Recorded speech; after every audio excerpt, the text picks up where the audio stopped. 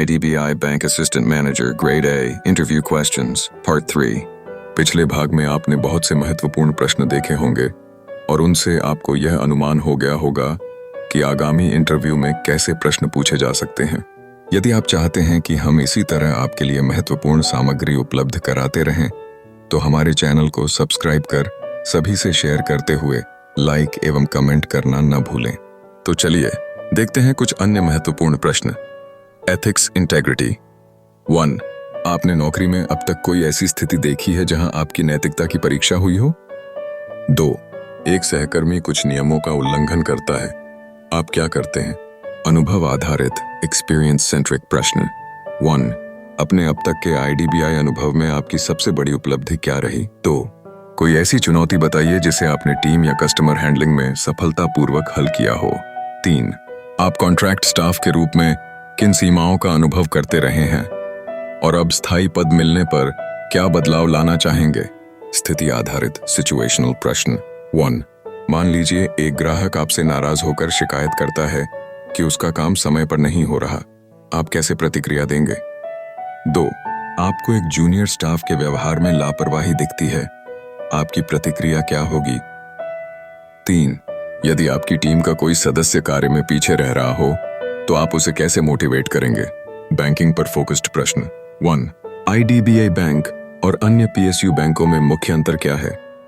2।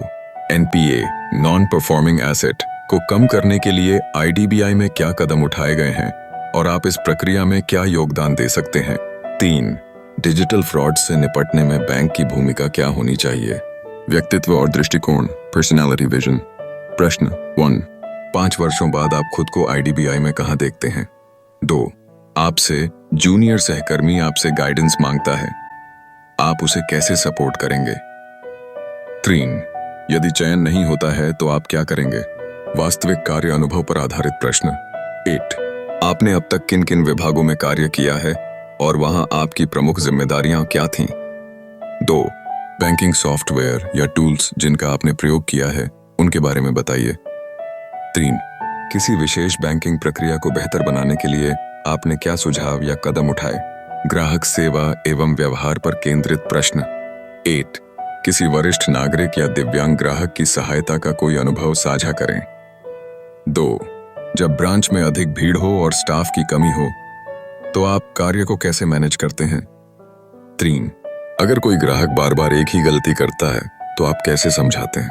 IDBI bank और भूमिका की समझ पर प्रश्न 8। IDBI बैंक के वर्तमान लक्ष्यों और चुनौतियों के बारे में आपका क्या दृष्टिकोण है? 2। बैंकिंग सेक्टर में NBFCs के बढ़ते प्रभाव को आप कैसे देखते हैं? 3। IDBI बैंक के डिजिटलीकरण प्रयासों में आपका क्या योगदान रहा या रहेगा? अन्य महत्वपूर्ण प्रश्न देखने के लिए भाग 4 देखें।